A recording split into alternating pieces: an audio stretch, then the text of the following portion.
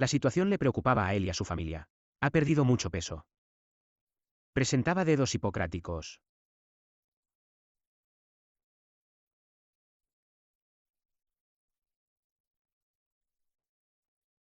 Y en este punto, el médico de cabecera se preocupa e inicia derivaciones urgentes a un centro especializado. En mayo de 2020. Así que, casi 5 años después de los primeros síntomas, finalmente se le diagnosticó en el centro especializado. Lo siento, se inicia inmediatamente el tratamiento de la fibrosis pulmonar. Oxigenoterapia de esfuerzo y medicación antifibrótica. Pero la enfermedad ya estaba en una fase avanzada. Así que, en septiembre de 2020, necesita oxígeno las 24 horas del día. Perdió su independencia, y a pesar del seguimiento, su estado siguió empeorando. Y finalmente falleció en su casa en febrero de 2021. ¿Qué nos enseña este caso?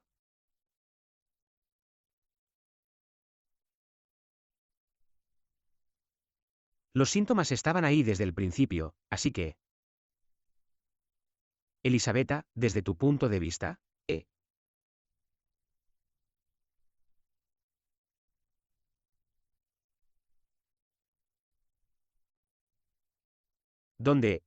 ¿dónde suelen comenzar los retrasos en el diagnóstico? Gracias, Jean-Michel.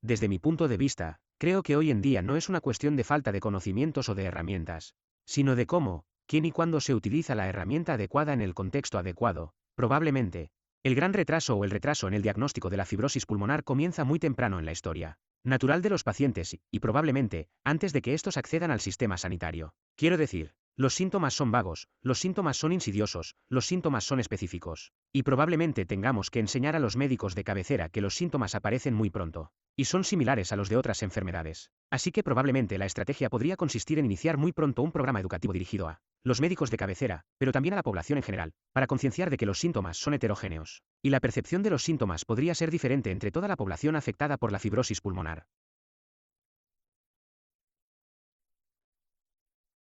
Así que, en algunos casos, tenemos pacientes que acuden al hospital en busca de atención médica, pero en otros, el retraso también está relacionado con, la búsqueda de atención médica, muy tardía debido a una interpretación errónea de los síntomas, probablemente por antecedentes de tabaquismo, por la edad o por el diagnóstico. Así que lo más importante tiene que ver con los síntomas de los pacientes.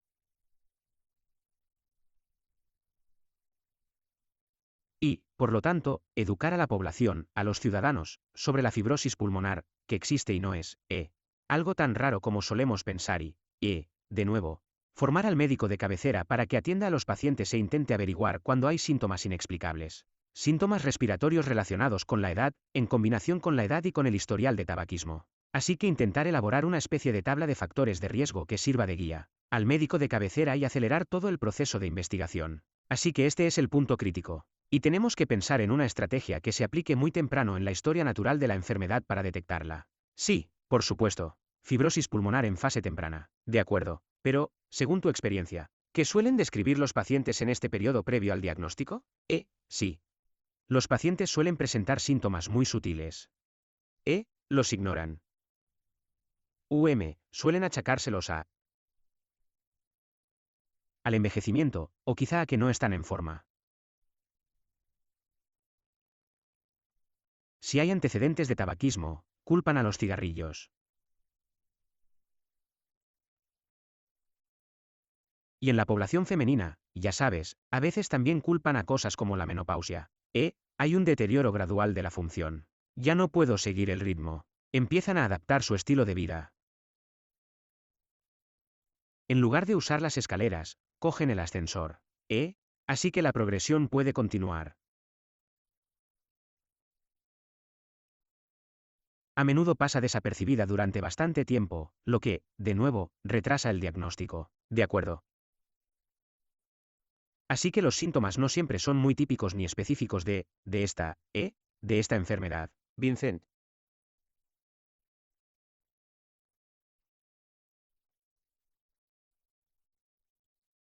En tu opinión, ¿cuáles son los posibles obstáculos para un diagnóstico oportuno y preciso? Creo que el problema es que los obstáculos son numerosos. Así que hay varias barreras, varios pasos.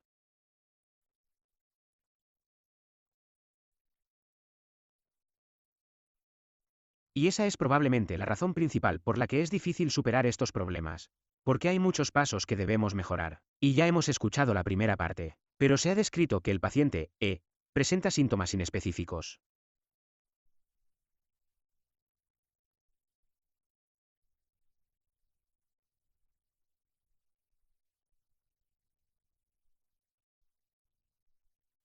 Así que, en la parte izquierda de la figura, se muestran algunos de los factores o ejemplos relacionados con el propio paciente, que tiende a pensar, bueno, me falta el aire, pero quizás sea por la menopausia, por la edad, por...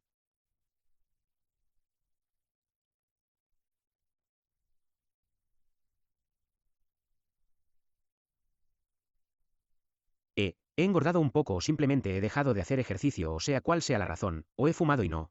No es normal tener dificultad para respirar, ni siquiera a los 60 o 65 años. Aunque hayas fumado en el pasado, si tienes dificultad para respirar, debes acudir al médico. Y creo que debemos promover eso porque es algo que la población en general subestima.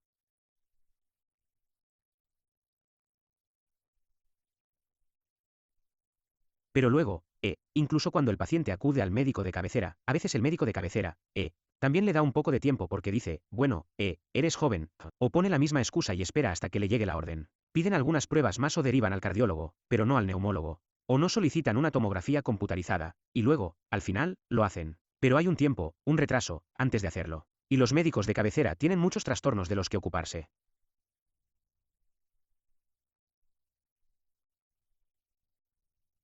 Y, por supuesto, su función principal es la prevención en materia de salud. Problemas de salud comunes como la diabetes o la obesidad, y así sucesivamente. Así que conocen la EPOC, conocen el asma, pero no conocen muy bien la EPI.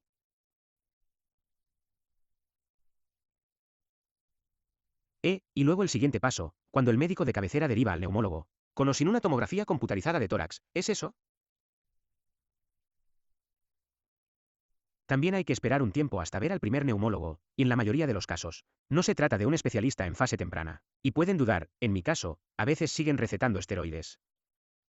Por ejemplo, y te ven 3 meses después para ver si esto ha cambiado. Y, por supuesto, no ha cambiado. Si se trata de fibrosis pulmonar, ya has perdido 3 meses o más.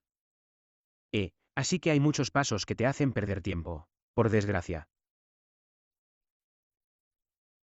Y también tienes eso, que es lo que aparece al final de la diapositiva, en el tercer, recuadro.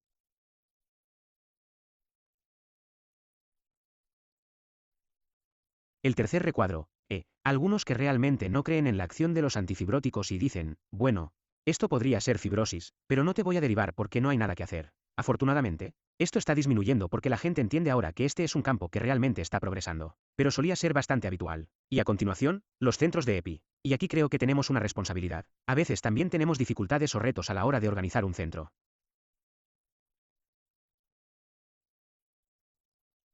Tenemos una lista de espera cada vez más larga o un número creciente de casos activos y no hay suficientes médicos ni recursos para atender a los pacientes con la suficiente rapidez.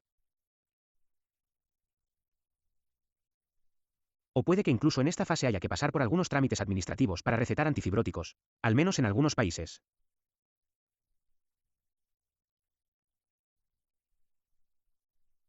Y creo que la barrera, o las barreras, residen en que en cada paso hay formas posibles de perder tiempo. Bien, pues ya hemos oído de dónde provienen los retrasos. Hay muchas, hay muchas. Intentemos pasar a las posibles soluciones.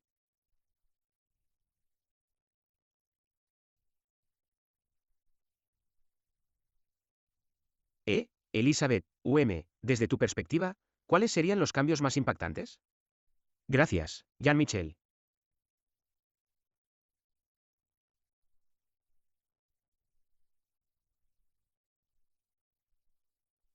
Por supuesto, no solo hay una medida que debemos tener en cuenta, sino que hay muchas medidas a lo largo de todo el recorrido o el proceso de los pacientes. Y si pensamos en adelantar y trasladar todas las medidas lo antes posible, por supuesto, los GPS son el cambio más impactante.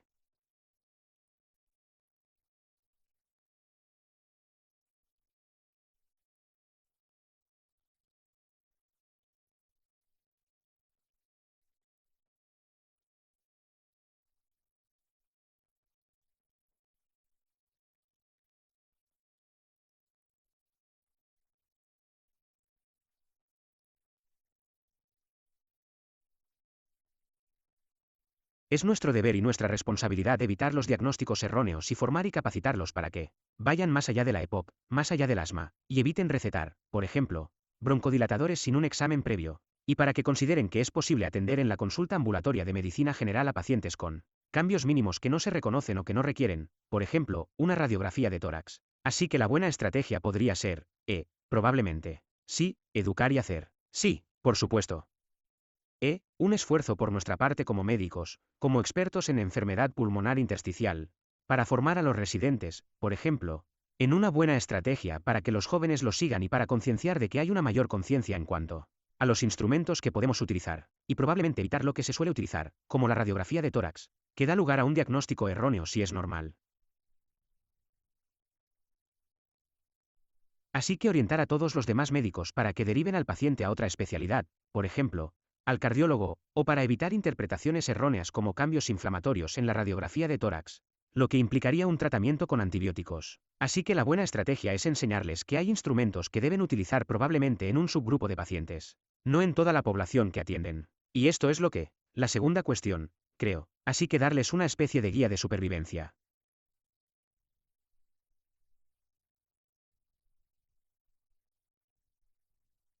Una especie de población de alto riesgo, es decir, aquellos con antecedentes de tabaquismo, de edad avanzada, con posible exposición laboral o de otro tipo, y aquellos con antecedentes familiares, es decir, aquellos con algunos factores clave que se reconocen como factores de riesgo clave que podrían desarrollar fibrosis pulmonar, en una fase temprana. Así que es nuestro deber.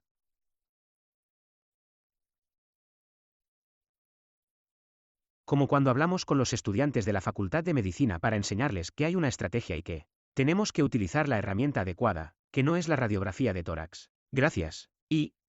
Pero, de nuevo, desde tu experiencia como enfermera, ¿ves otros cambios? Creo que necesitamos vías de atención claras y bien definidas. Y ayer escuchamos a Anne-Marie Roussel, sobre su protocolo.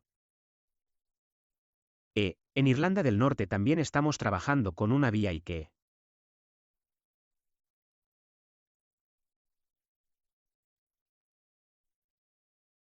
bueno, en realidad está casi terminada, pero, debido a la financiación, aún no se ha implementado. Aunque creo que eso ayuda. Creo también que quizá tengamos que empoderar a las personas en la atención primaria. Otras enfermeras, profesionales afines que, ya sabes, si ven los signos, den el paso.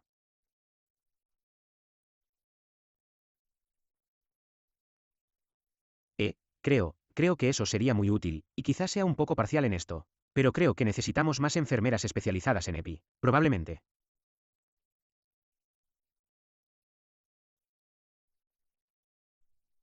Estoy de acuerdo contigo, pero sí, si ahora miramos el sistema en su conjunto, desde tu punto de vista, ¿cuáles son los puntos de apoyo más importantes? Bueno, en primer lugar, estoy de acuerdo. Necesitamos más enfermeras para ser claros, porque creo que desempeñáis un papel crucial, sois fundamentales para reducir realmente los retrasos, pero también para muchas otras cosas. Así que creo que en los centros de EPI necesitamos enfermeras especializadas en EPI, eso es indudable. Pero es una idea que, no ha avanzado mucho, no está muy desarrollada, al menos en muchos sitios.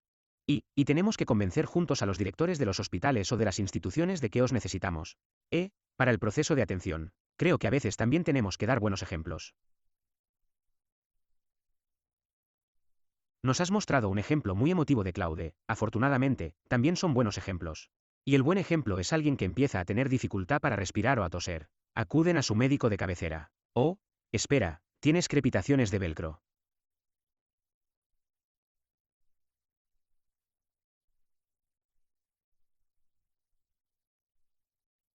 voy a pedir una tomografía computarizada de tórax. Recibo el informe unos 10 días después y se pone a buscar en internet y dice, bueno, he encontrado un centro antiguo. Tienes algún tipo de fibrosis pulmonar y te voy a derivar directamente. Te derivaré directamente a los centros, donde tienen, una vía rápida. Ese es el buen ejemplo. E incluso te saltas al neumólogo local, que puede participar más adelante, para un tratamiento conjunto del paciente. Pero así al menos tienes un diagnóstico precoz. Esa es la forma correcta de hacerlo. Luego, de cara al futuro o en cuanto a lo que se puede mejorar, he enumerado aquí algunos puntos. El primero es la auscultación pulmonar.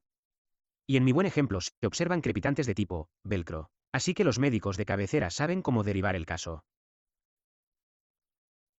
Pero a veces necesitan un poco más de formación para distinguir entre lo que es un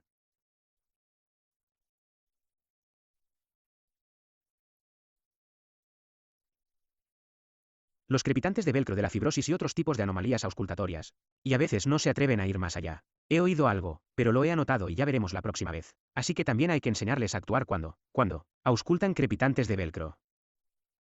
Pero, en teoría, es una herramienta muy sencilla. Así que es algo en lo que tenemos que ser más activos en cuanto a la indicación. Tienen que auscultar. Sí, no todos lo están haciendo. Y esto también se aplica a otros tipos de especialistas.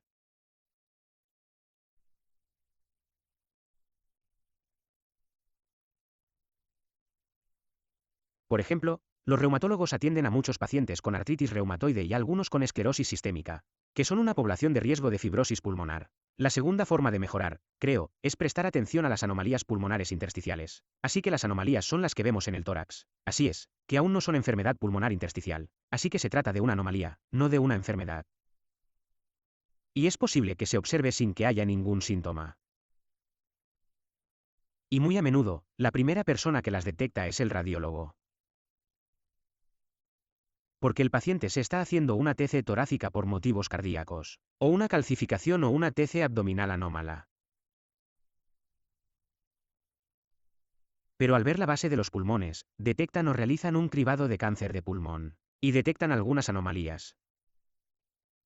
Y muy a menudo no se menciona eso en el informe o, al menos, en la conclusión. Y entonces nadie toma medidas al respecto. Así que también necesitamos educar a la comunidad médica sobre estas ILAs, como las llamamos ahora. Muy a menudo son el primer paso de la fibrosis pulmonar. El 10% de ellas progresa cada año.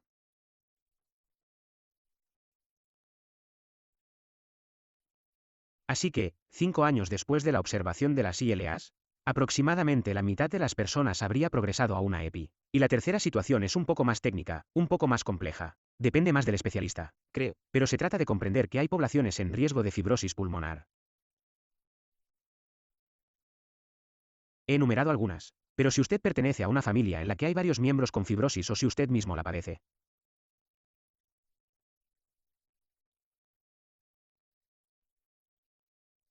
padece una enfermedad del tejido conectivo, como esclerodermia o artritis reumatoide, por ejemplo, o si tiene una profesión o un trabajo que le expone a la asbestosis o a la sílice, polvo mineral o polvo metálico, madera, polvo, corre el riesgo de desarrollar fibrosis pulmonar. Y los médicos deberían quizás ser más cautelosos en estas situaciones de riesgo. Así que esto es más bien para el futuro. Pero tendríamos que organizar mejor la atención a estas personas, para que dispongan de un sistema de seguimiento más estrecho. Y la posibilidad de detectar antes la fibrosis pulmonar.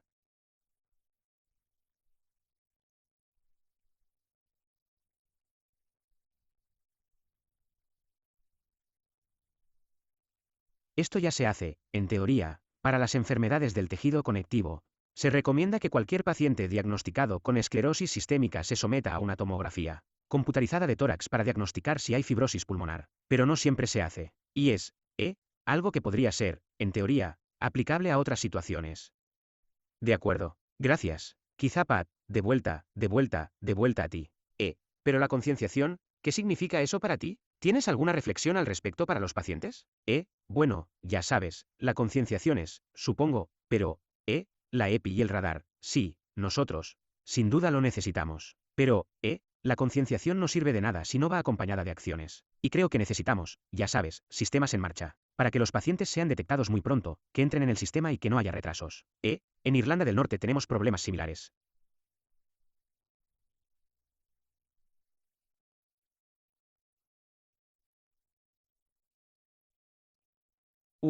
Retrasos para conseguir citas y luego, cuando las conseguimos, es ya sabes. Quizá un diagnóstico erróneo o, de nuevo, tratamientos equivocados durante un tiempo. Así que, ya sabes, a lo largo de ese proceso, ha habido ese retraso. Así que nosotros, sí, concienciación, pero concienciación con acción. De acuerdo. Gracias. Elizabeth y Vincent quizá, para terminar. Esta parte sobre el diagnóstico precoz. ¿Y qué hay de la investigación? ¿Conocéis algún proyecto para facilitar el diagnóstico precoz? Gracias.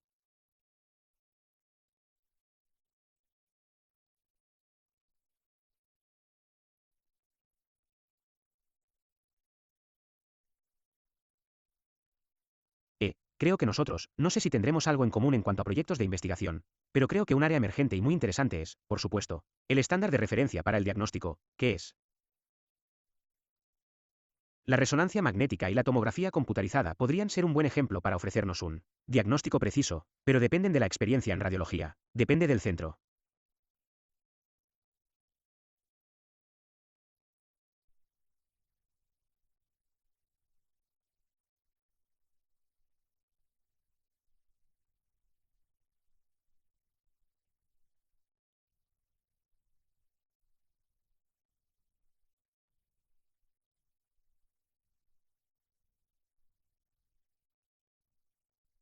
Así que un buen ejemplo de proyecto de investigación es el uso de, por ejemplo, programas de software de IA y aprendizaje automático que, no sustituyan al radiólogo, sino que le ayuden a detectar muy temprano los cambios mínimos, como las anomalías pulmonares intersticiales, y a interpretar muy bien el patrón típico en comparación con el patrón atípico. Así que es una especie de combinación de ayuda mutua mediante software que, como sabemos, también ayuda a interpretar los ensayos clínicos. Así que es una ayuda para acelerar el diagnóstico, pero también, probablemente, en el futuro, espero. A proporcionarnos algunos, hallazgos clave o algunas características que puedan predecir quién progresará o quién no tiene una enfermedad progresiva. Probablemente se trate de un programa un tanto ambicioso, pero podría serlo, sí, por supuesto. Una forma útil de pensar en una buena estrategia con una herramienta útil, que no es una herramienta invasiva, y una ayuda, para todos los médicos. Incluso para los médicos que no son expertos e incluso para los radiólogos que no son expertos. El segundo punto, creo que lo mencionó Luca esta tarde, se refiere al programa de vigilancia. Y además, Vincent, tú has destacado el concepto de fibrosis pulmonar familiar.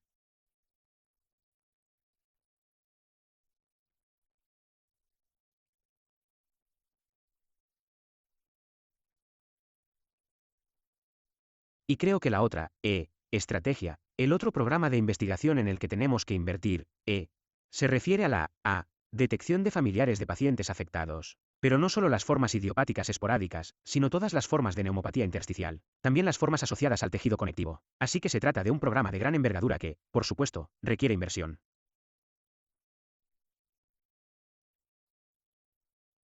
Por supuesto, necesita financiación. Pero tenemos que tener en cuenta que probablemente la concienciación actual sobre la fibrosis pulmonar familiar es muy baja. Y esto es que, si lo miramos al revés, la concienciación es baja porque no estamos pensando demasiado en este problema.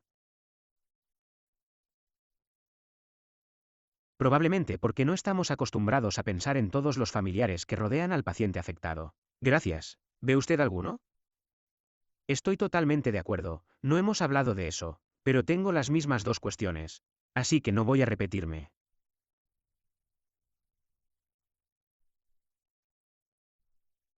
Pero quizá, como continuación sobre la fibrosis pulmonar familiar, una dificultad que tenemos es que, muy a menudo, cuando el paciente acude al centro de EPI para el diagnóstico, aún no lo sabemos. Se trata de una enfermedad familiar. Y entonces le hacemos la pregunta, ¿hay alguien más en su familia que haya padecido fibrosis pulmonar? Y, si es así, ya conocerían el término. También preguntamos sobre, algunos síntomas o signos que pueden estar asociados, como los muy tempranos, canas prematuras o, antecedentes de anomalías hematológicas o hepáticas en el propio paciente o en la familia. Pero incluso cuando hacemos eso, muy a menudo no detectamos que podría tratarse de una enfermedad genética.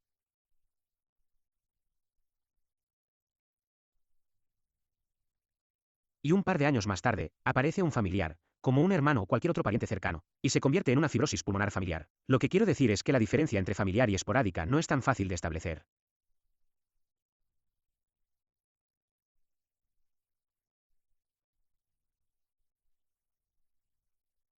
De hecho, ha habido un par de estudios que muestran que si se toma a pacientes con FPI esporádica y se realiza un estudio en ellos, hermanos y hermanas o sobrinos, se encuentran algunas anomalías pulmonares intersticiales y, en ocasiones, M.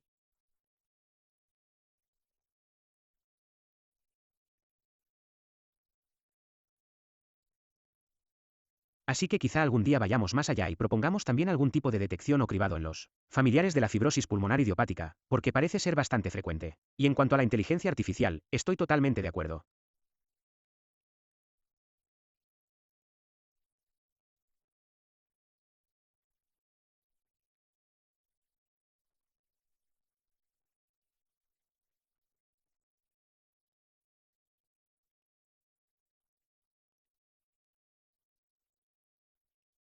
Creo que esa es la principal área de investigación para el diagnóstico, y especialmente, para el diagnóstico precoz, con el fin de mejorar el diagnóstico, intentar predecir el pronóstico, intentar quizá algún día predecir la respuesta al tratamiento o quién se beneficiará más de qué tratamiento, y posiblemente también para la interpretación de la enfermedad a partir de anomalías muy tempranas, porque no es tan fácil. Además, hoy en día no se puede afirmar con certeza que esta anomalía no vaya a progresar, y que esa otra progresará a FPI. Tenemos que tomar medidas. Así que entiendo que tenemos oportunidades y margen de mejora en el diagnóstico precoz. Bueno, mi siguiente pregunta. En ese caso, sería, ¿podemos hacer también más por la prevención? ¿Y qué significa eso exactamente? Y a veces tengo la sensación de que estamos siendo un poco demasiado tímidos en cuanto a, la prevención. Así que, Elisabetta, para empezar, ¿cuáles son los factores de riesgo conocidos? ¿Y cuáles deberían ser más visibles para el público y para la concienciación profesional?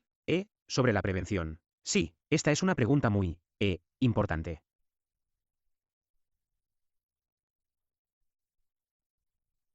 Y también está relacionada con el concepto anterior de educar y aumentar la concienciación.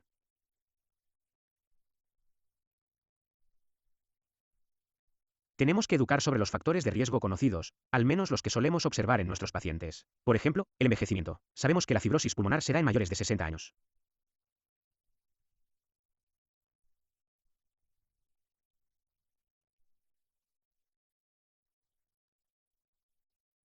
Pero a veces la edad es una especie de o se ha interpretado erróneamente como otras enfermedades o como la EPOC u otras enfermedades obstructivas.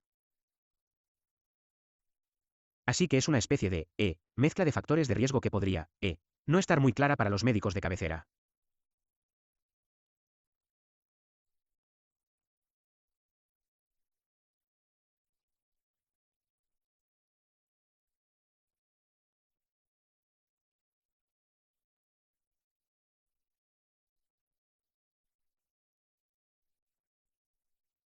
Y, por supuesto, tenemos mucho trabajo por delante con la implementación de todos los factores de riesgo relacionados con las enfermedades pulmonares ocupacionales, lo cual es una tarea importante en la que debemos empezar a pensar en colaboración con los profesionales de la salud laboral, algo a lo que aún no estamos acostumbrados en nuestra clínica. Estamos acostumbrados a comunicarnos con reumatólogos, con radiólogos, con cirujanos, pero no con especialistas en neumología ocupacional.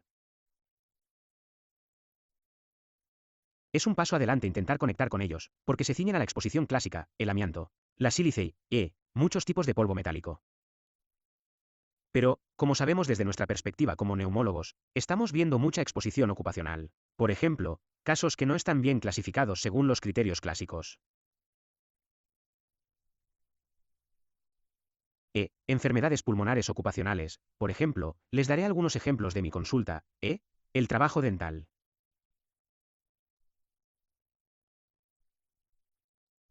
Trabajadores que desarrollan fibrosis pulmonar porque no utilizan EPI. O alguna otra exposición laboral que haya tenido lugar, como la obesidad, como la exposición ambiental, como la exposición doméstica.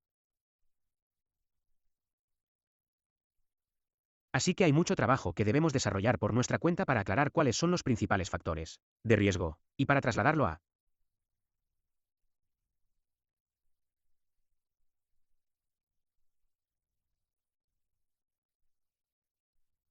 Sí, para enviar este mensaje claro a la población y también a los médicos de cabecera y a los neumólogos en general, así como para subrayar cuáles son las poblaciones de riesgo. Y, por supuesto, sí, una vez más, los antecedentes familiares y el historial de tabaquismo son los principales factores de riesgo entre esta población. Lo siento, me estaba centrando en los factores de riesgo, Elizabeth.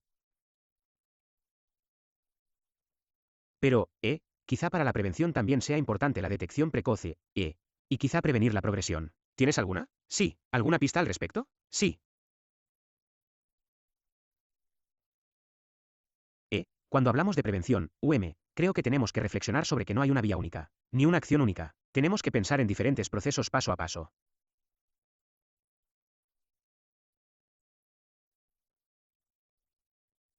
Y, por supuesto, esperemos que la prevención primaria consista en que nosotros mismos evitemos el desarrollo de enfermedades pulmonares. ¿Y esto? Sí, siendo optimistas, eso no es factible en este momento. Pero podemos pensar en ello. Evitar los factores de riesgo conocidos.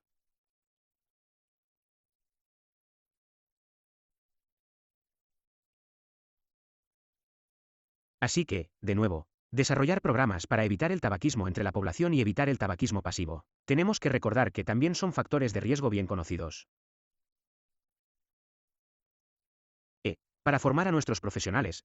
Por supuesto, en lo que respecta a la exposición.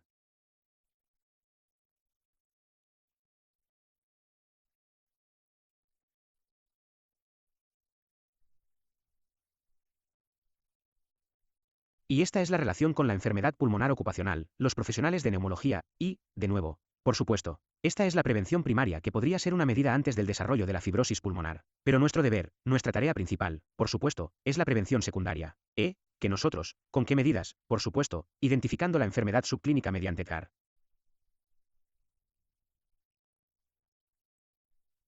Así que, de nuevo, intentar desarrollar una estrategia para implementar el uso de herramientas radiológicas, las herramientas radiológicas adecuadas, pero en el momento adecuado y en los pacientes adecuados.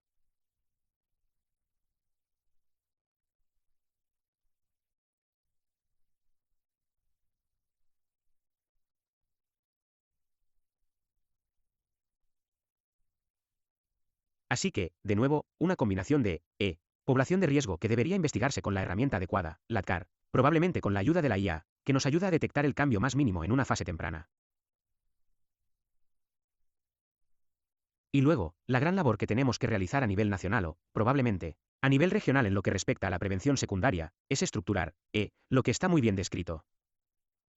Ayer, Anne Russell, una estrategia muy, o un protocolo estandarizado, para, desarrollar paso a paso.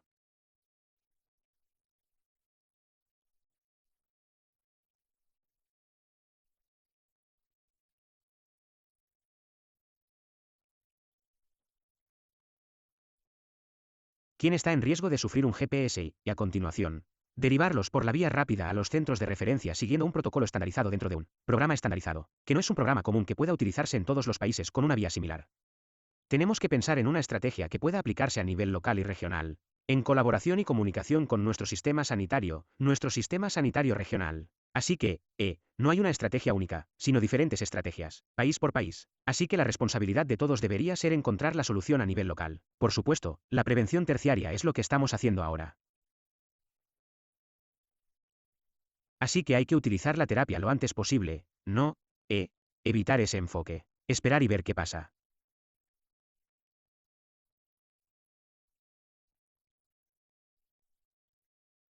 Así que, de nuevo, del profesor al neumólogo general, no esperar y tratar al paciente en una fase temprana y, recurrir a nuestro debate multidisciplinar, de nuevo, con la red regional.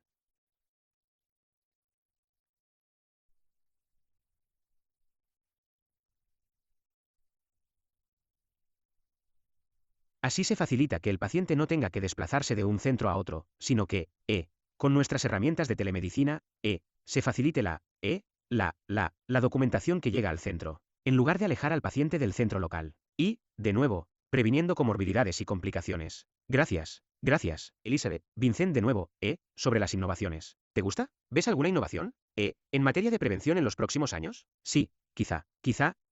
Quédate un segundo en esta diapositiva, por favor.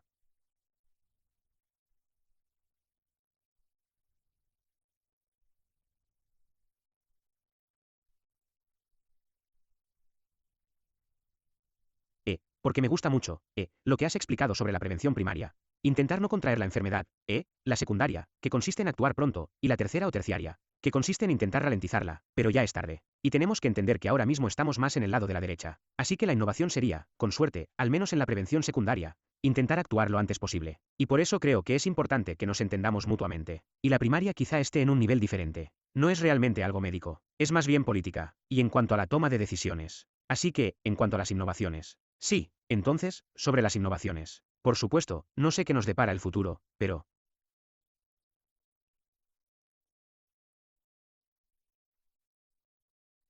No, pero lo que sabemos es que se están llevando a cabo algunas investigaciones y que podemos esperar algunos avances. Y podemos esperar algunos avances en los biomarcadores. Y hay una necesidad insatisfecha muy grande en materia de biomarcadores. Hay varios biomarcadores candidatos que se han descrito en relación con la fibrosis pulmonar.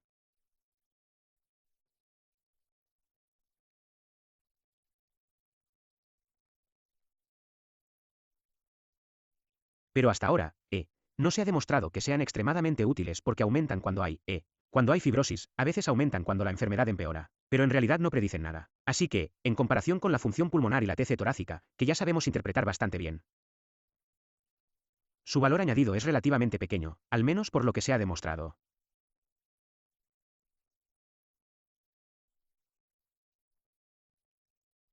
Así que necesitamos mejores estudios sobre los biomarcadores y también nuevos biomarcadores que, con suerte, nos ayuden a facilitar las cosas. Los diagnósticos, quizá diagnósticos menos invasivos, y diagnósticos más tempranos, menos invasivos.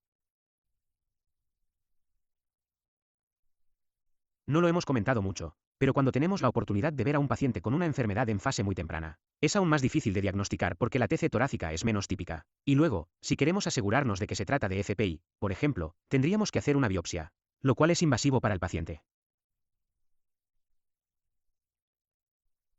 Y a veces, si no sienten muchos síntomas, no lo aceptarían y dirían, bueno, no me siento enfermo, así que, ¿por qué debería someterme a una biopsia invasiva ahora? Hay mucha investigación sobre el tratamiento de la fibrosis pulmonar, así que esto queda fuera del ámbito del tratamiento precoz. Pero probablemente podamos mejorar el tratamiento de la fibrosis pulmonar en fase temprana. Hoy,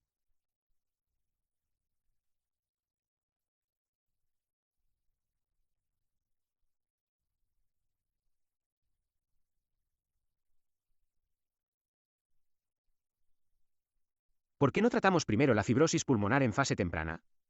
Porque no la diagnosticamos muy pronto, pero también porque, cuando alguien tiene una forma temprana de fibrosis pulmonar, es difícil de tratar, ya que los tratamientos no se toleran perfectamente. Y, bueno, no mejoran. Ralentizan la progresión de la enfermedad. Por eso, muchos pacientes dirían, bueno, no estoy muy seguro de estar listo para empezar el tratamiento. Prefiero esperar. Y entonces, al final, iniciamos el tratamiento tan tarde como todos los demás. Así que, con los avances en los medicamentos disponibles, es posible que tengamos fármacos más eficaces. Esperemos que en el futuro puedan utilizarse antes, ya que son fáciles de usar y se toleran mejor. Así que la tendencia va hacia un tratamiento más temprano.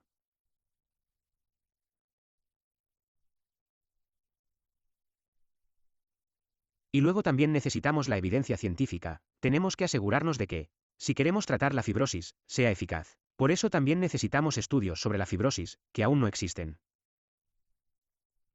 La FPI típica, que todavía no es una fibrosis pulmonar progresiva, pero quizá lo sea mañana.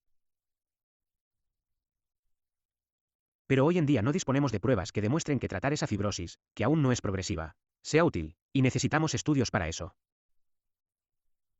Y también necesitamos estudios, incluso previos, sobre cómo tratar las anomalías pulmonares intersticiales, y evitar que progresen a una enfermedad pulmonar intersticial. Eso aún no lo sabemos. Y, por supuesto, estas son anomalías por definición. Las personas no presentan síntomas. No padecen ninguna enfermedad. No son pacientes. Y no podemos ofrecer un medicamento que tiene un coste elevado. Y que presenta algunos problemas de tolerabilidad. Necesitamos algo que se pueda utilizar de forma muy amplia. Que sea fácil de usar y con una excelente tolerabilidad.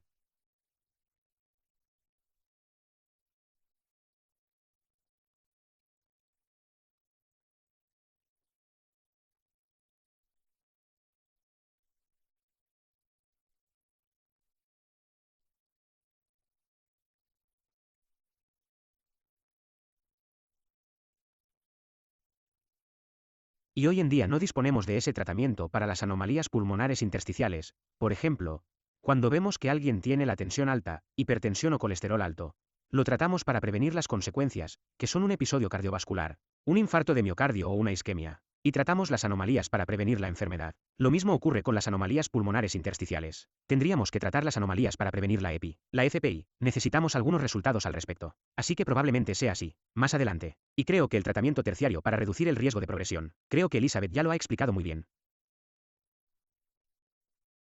Se trata de luchar contra todos los factores de riesgo, que en su mayoría son factores de riesgo para desarrollar la enfermedad, pero también para que la enfermedad progrese. Así que se trata de las mismas medidas, y quizá con alguna medida adicional respecto a las infecciones.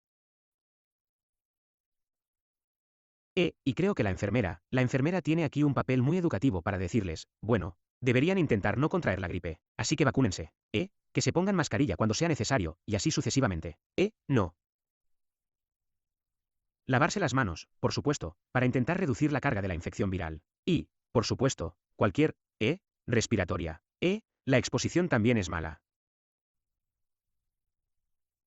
¿Alguna otra recomendación para los pacientes para prevenir el riesgo de progresión? No, bueno, estas son. Aparecen en la lista, a la derecha. Y ya hemos comentado algunas.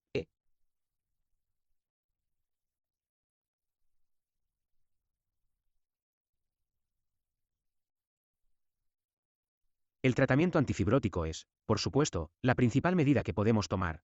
Pero también hay que evitar cualquier tipo de agresión a los pulmones.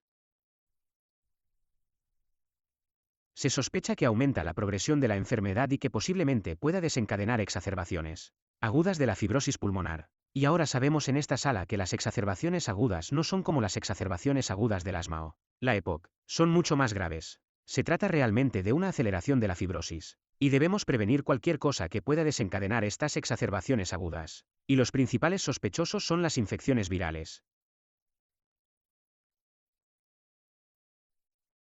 Con mucha frecuencia, los picos de contaminación atmosférica y, a veces, comorbilidades como el reflujo.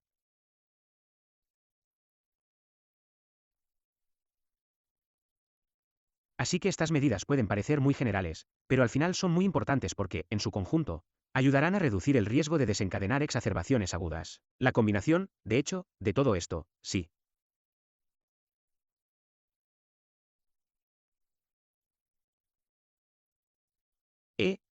Desde una perspectiva clínica ahora, quizá incluso algunos, porque, prevención, es una palabra preciosa, pero ¿quién es responsable de la prevención? Así que, si nos fijamos en los profesionales desde una perspectiva clínica, ¿hay algo que creas que los profesionales podrían, no están haciendo bien en este momento? Y, en lo que respecta sí.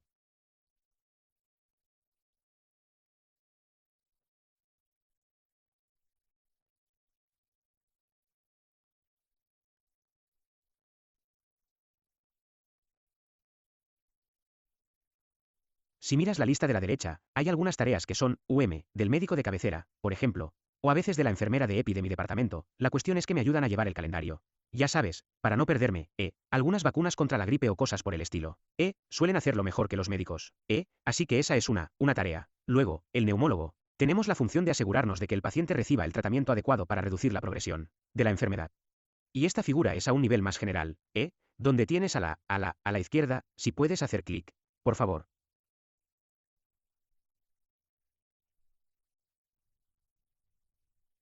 Hay pacientes o poblaciones en riesgo, lo hemos visto con Elisabetta. Y tenemos que identificar las exposiciones.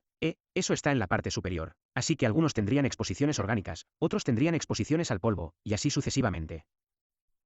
Y luego, dependiendo del tipo de exposición, el papel de los profesionales sería diferente. Por ejemplo, el más importante insistiría mucho en dejar de fumar. Y el médico de cabecera también. Pero el médico del trabajo posiblemente orientaría al paciente hacia un trabajo diferente.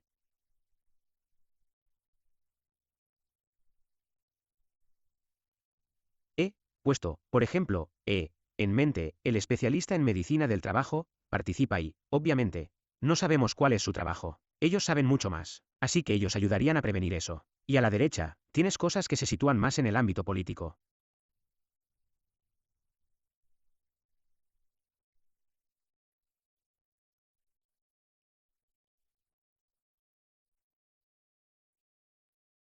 Es decir, tenemos que entender que gran parte del riesgo de desarrollar fibrosis pulmonar y de que esta progrese está relacionado con el tabaquismo, la contaminación atmosférica y las exposiciones laborales. Así que necesitamos tomar medidas para luchar contra el tabaquismo, la contaminación atmosférica y las exposiciones ocupacionales. De acuerdo. Gracias. Muchas gracias, Elizabeth, algo provocativo. Creo que es responsabilidad de todos tomar medidas en materia de prevención.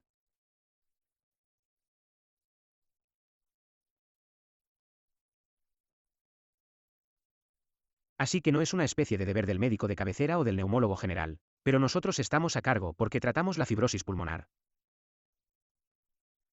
Así que somos los responsables y quienes tenemos la responsabilidad principal de educar desde el principio. También los ciudadanos.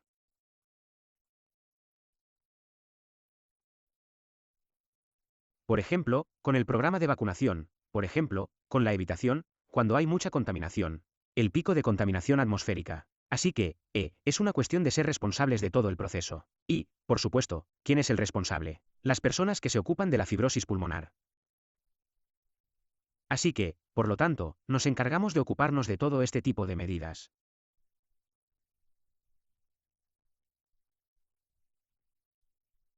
Por supuesto, con recursos humanos y podría ser posible, por ejemplo, formar a jóvenes estudiantes o a residentes. Así que, en cierto modo, utilizarlos sí, para difundir este tipo de conocimientos en nuestro territorio. Esta es mi opinión. Gracias. Y, Pat, volviendo al tema de la paciencia, ¿tienes opinión que podría ayudar a los pacientes a actuar antes? Porque estas son unas directrices maravillosas, pero en la vida práctica, ¿tienes alguna? Eso puede ser muy difícil. Y, como he insinuado antes, en la vida real, los pacientes, a menudo, normalizan los síntomas y realmente se adaptan.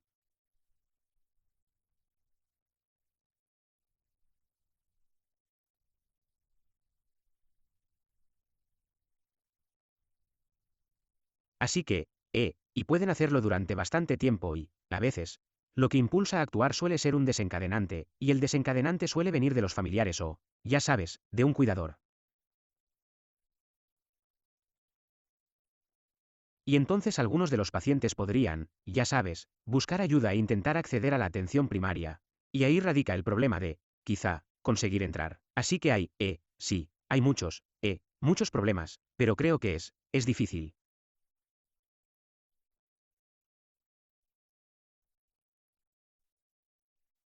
Cuando hay gente que, ya sabes, normaliza esos síntomas. Y creo que un síntoma del que realmente no hablamos hasta el final es la fatiga. Y creo que muchas veces, hasta que la fatiga les afecta de verdad, es quizá entonces cuando actúan así. Un poco antes. Gracias. Justo antes de, cerrar nuestro debate abrir el debate con el público. Nuestra última pregunta para cada uno de ustedes, pero una respuesta breve, por favor.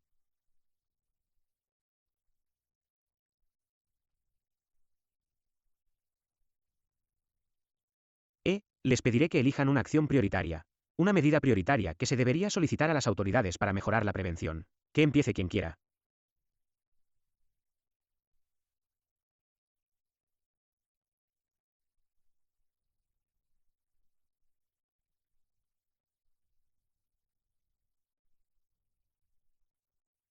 La primera prioridad es pensar en nuestras normas regionales, locales, junto con el sistema sanitario y los protocolos estandarizados, que desarrollen una vía rápida para la población de riesgo. Esta es mi opinión. Gracias, Elizabeth Vincent. Yo optaría por la vía política. Así que tenemos que entender el concepto de riesgo atribuible. Así que, en el caso de una persona concreta, no se puede decir, bueno, esto se debe al tabaquismo. Esto se debe a la contaminación atmosférica.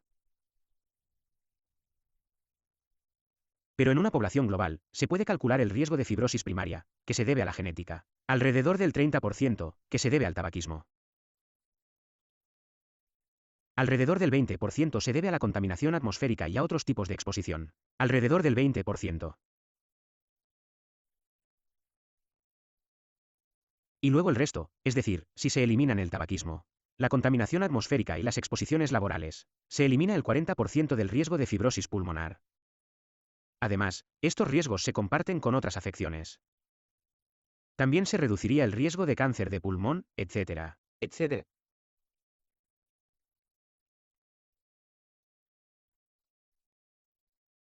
Así que mi máxima prioridad sería, pedir a las autoridades que implementen medidas para reducir la contaminación atmosférica.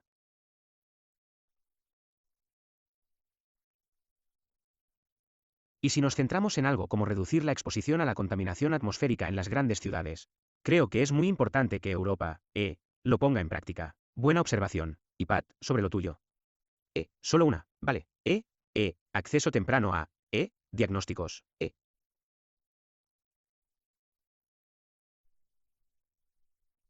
Pruebas de función pulmonar y TAC de alta resolución para intentar incorporar a los pacientes al sistema mucho antes. Gracias por tus opiniones sobre el diagnóstico precoz y la prevención. Ahora voy a abrir el turno de preguntas a la audiencia. En línea. ¿Hay alguna pregunta en línea? Tenemos una. Y también me gustaría mostrar los resultados de la encuesta. Oh, sí. Sí, sí, por supuesto. Sí.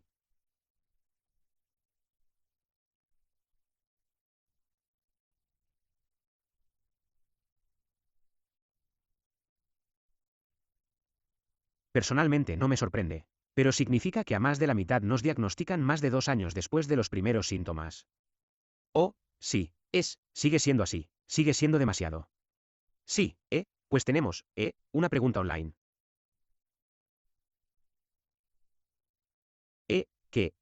Ayer en se presentó el programa PREEMPT, sobre la fibrosis pulmonar, para estudiar el diagnóstico y el tratamiento tempranos. Y la pregunta es, ¿cómo sería un programa europeo paralelo al PREEMPT PPH? ¿Y en qué momento de ese proceso intervienen los pacientes y los cuidadores, en la fase de reclutamiento o antes?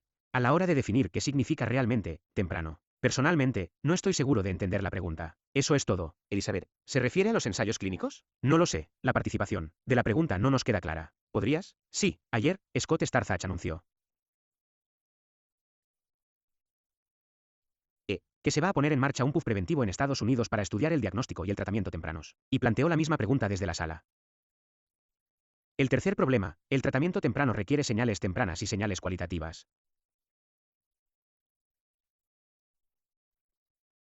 Por ejemplo, el paciente que dejó de caminar, el cuidador que se percató del código de diagnóstico meses o años antes. Pregunta para este panel. ¿Cómo sería el equivalente europeo de la fibrosis pulmonar preventiva? ¿Y dónde encajan las opiniones de los pacientes y los cuidadores en ese proceso?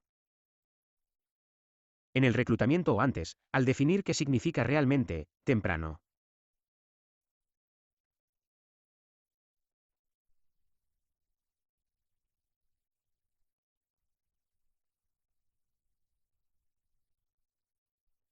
Si he entendido bien la pregunta, probablemente hay dos aspectos que no me quedan claros. Si la voz del paciente o el reclutamiento de pacientes, serían una acción en el proceso de desarrollo de fármacos. Sí, claro, por supuesto, la perspectiva del paciente en el diseño del protocolo del estudio.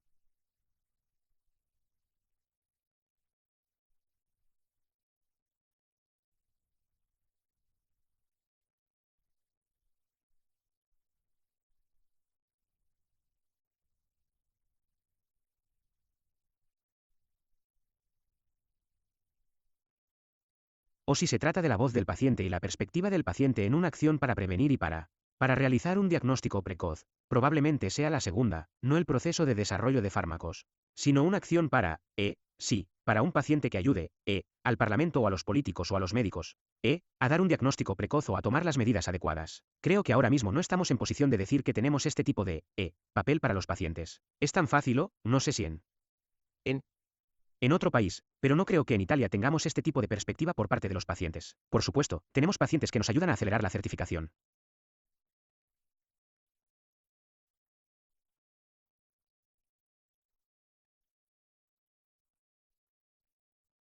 Hay muchas otras cuestiones relacionadas con el diagnóstico precoz, pero probablemente el problema radica en la voz de los pacientes en los protocolos estandarizados que ahora mismo tenemos que diseñar con nuestro Ministerio de Sanidad. Creo que no sé si. Sí, creo que los pacientes también tienen voz en el diseño de los ensayos clínicos. Así que, por supuesto, no son especiales. Bueno, algunos de ellos pueden serlo. Pero, en general, no son especialistas en estadística ni en metodología.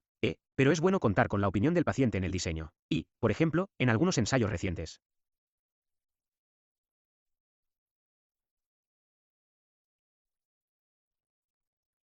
Los grupos de pacientes, los defensores, también aportaron algunas sugerencias sobre cómo reducir el número de visitas o evitar algunas pruebas innecesarias. Así que creo que eso es muy útil para avanzar juntos, hacia la dirección de buenos ensayos. Y esto es algo que ya estamos poniendo en práctica en algunos países.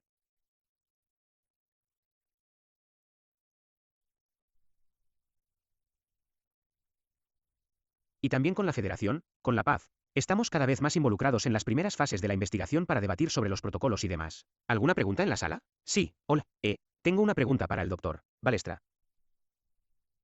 Asistí a una convención hace 1 año y medio en Padua.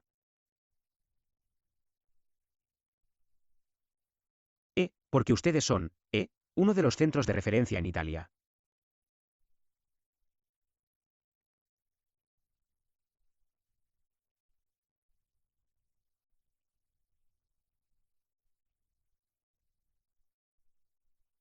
y recuerdo que iban a lanzar, una campaña dirigida a los médicos de cabecera, para comprender mejor, los primeros, síntomas, como, los crepitantes de velcro, etc. Y también está haciendo hincapié en la importancia de la fisioterapia. Así que me preguntaba si sigue adelante con esa iniciativa, y de ser así, si le ha resultado útil.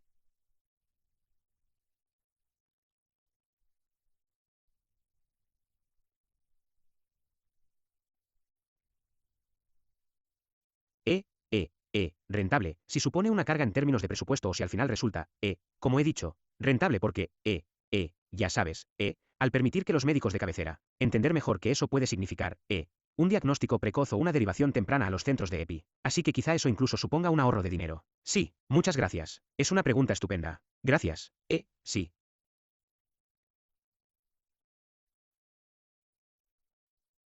Recuerdo este tipo de, iniciativa, que desarrollamos junto con la Federación, y gracias a la Federación. Durante el mes dedicado a la concienciación sobre la enfermedad, que es septiembre.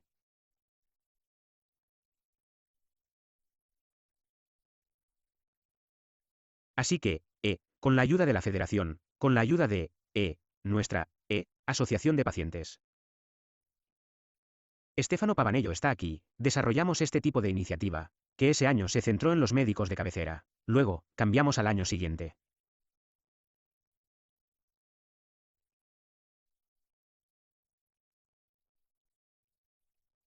Nos centramos principalmente en los neumólogos generales, lo cual, en nuestra opinión, es realmente una buena estrategia alternativa en nuestro contexto regional, porque probablemente existen otras barreras para el diagnóstico precoz, así que aprovechamos esa ventaja, para,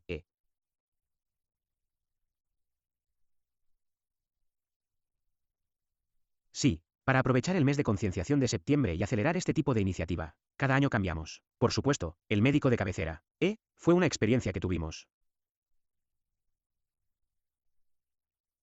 Y fue algo que, sí, llevó mucho tiempo, para despertar su interés.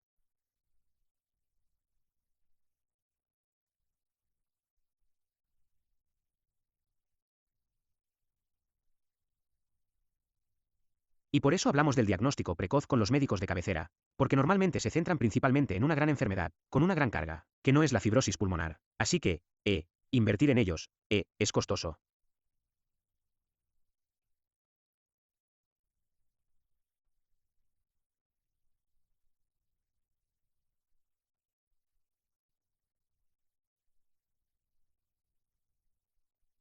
Y necesito recursos humanos y también necesito, por ejemplo, chicas jóvenes que probablemente acudan a una consulta de medicina general en lugar de llevar a los pacientes de medicina general fuera de su consulta. Esta podría ser la otra estrategia que nos gustaría desarrollar en un futuro próximo. Gracias, Elisabetta. Tenemos una pregunta de Lisa. Creo. Sí, hola.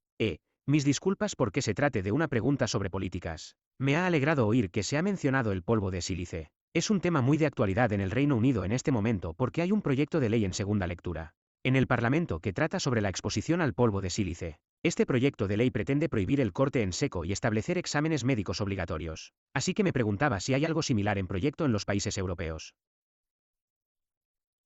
Y, si no es así, ¿hay alguna organización benéfica dirigida por pacientes o de apoyo a los pacientes que esté tratando de poner en marcha algo así con fines preventivos? La exposición. Es una pregunta difícil. La exposición a la sílice. Respuesta breve. Es un factor de riesgo de fibrosis pulmonar, pero también es un factor de riesgo para otras enfermedades. Y así se ha identificado. No tengo constancia de grandes campañas al respecto, pero los especialistas en medicina del trabajo lo saben perfectamente. Y, al menos en Francia, hay cierta cobertura.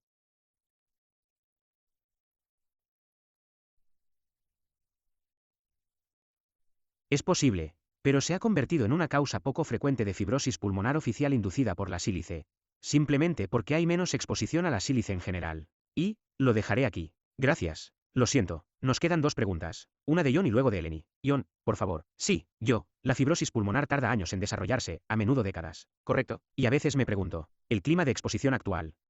Puede que no veamos los resultados hasta nuestro 14º cumbre de la PUF de la UE dentro de 24 años.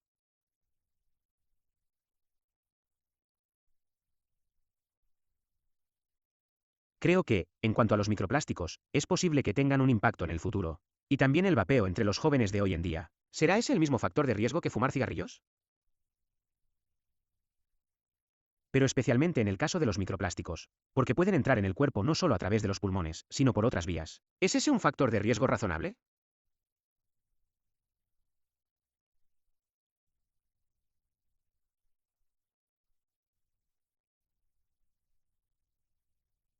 Acepto todas las preguntas difíciles diciendo, no lo sé, ya sabes, epidemiología del tabaquismo comenzó a principios del siglo XX, y aprendimos que es un factor de riesgo de fibrosis pulmonar a finales del siglo XX, y contábamos con mejores estudios, a principios de este siglo. La contaminación atmosférica es un factor de riesgo para la fibrosis pulmonar que conocemos desde hace aún menos tiempo, y para las exacerbaciones agudas.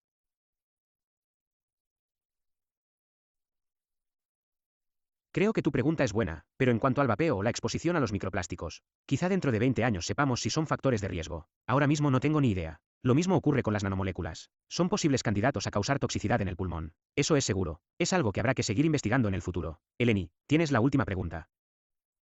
Sé que tu pregunta es breve. Vale.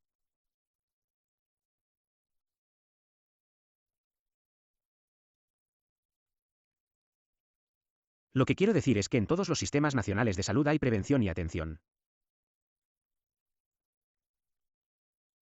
Prevención y atención para muchas enfermedades, como las cardiológicas. Sobre, el cáncer.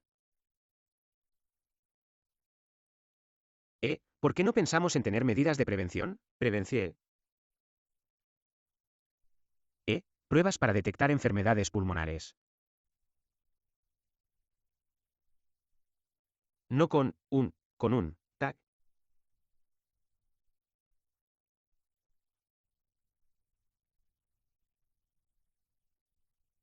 sino de alguna otra forma, para revisar nuestros pulmones y prevenir, para cuidar la salud de nuestros pulmones. Me detengo. Otra pregunta difícil.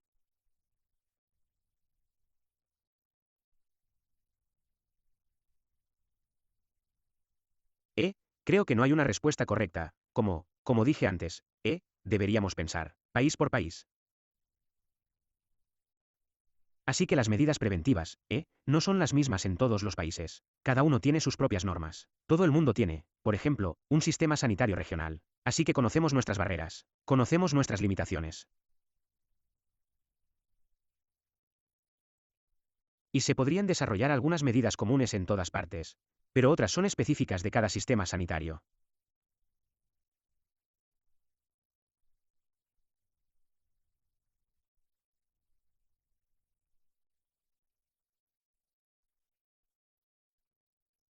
Por ejemplo, mi sistema es diferente del de Vincent, y conozco mis limitaciones y probablemente actúo sin medidas diferentes, que están dedicadas a los neumólogos generales. Para Vincent podrían ser medidas preventivas, principalmente con el médico de cabecera. Así que creo que la estrategia podría desarrollarse a nivel local y no ser una estrategia común para todos. Y usted no ha mencionado la TC, pero, por ejemplo, la espirometría. Sabemos que no es suficiente para detectar la fibrosis pulmonar. Muchos pacientes tendrían inicialmente una espirometría normal, pero la espirometría, que es una prueba relativamente sencilla, no sería suficiente para el cribado. Es suficiente para la EPOC, pero para la fibrosis pulmonar probablemente no sea la herramienta adecuada. Gracias. Perdón por la pregunta que me queda, pero tenemos que concluir. Estoy bajo presión con la logística. Así que, tenemos que concluir. Así que gracias a nuestros ponentes y panelistas por el debate abierto. Y, lo más importante para mí es la llamada a la acción. Me gustaría volver al final con Claude. Todos sabemos, la mayoría de ustedes conocen a Claude. Podría ser un socio. Podría ser un padre, un amigo, un paciente.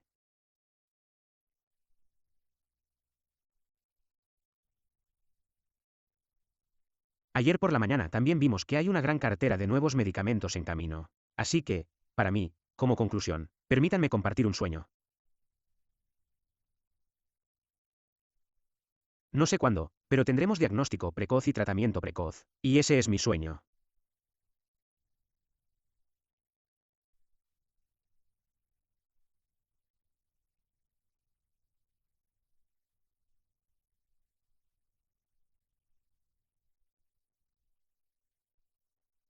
Perdón, que la enfermedad de Pierre se convierta en una enfermedad crónica como muchas otras. O que podamos convivir con ella gracias a un tratamiento, porque con un diagnóstico precoz, podemos vivir con ella.